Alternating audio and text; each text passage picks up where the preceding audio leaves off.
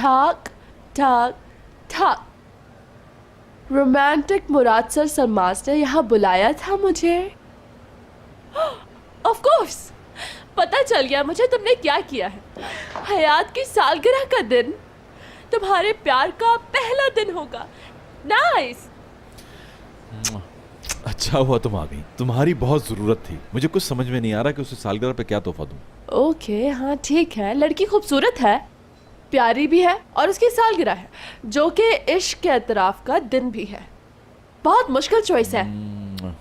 उसे पता चलना चाहिए कि वो बहुत स्पेशल है मेरे लिए, समझ गई? ऐसा गिफ्ट होना चाहिए। ऐसे करो बॉस,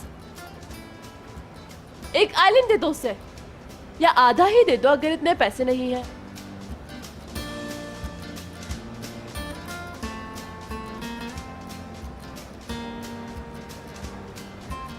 बस खत्म।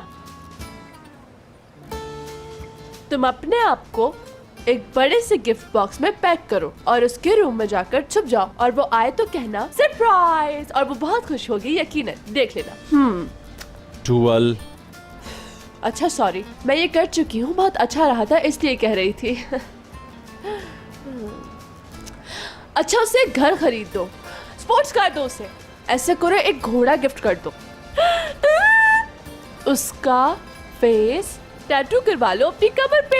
इस बात से मुझे एक बहुत अच्छा आइडिया आया है। उसके नाम का टैटू ना बनवा लूं अपने माथे पर जिस पर बड़ा सा हयात लिखा हो। हाँ वाह कैसा है?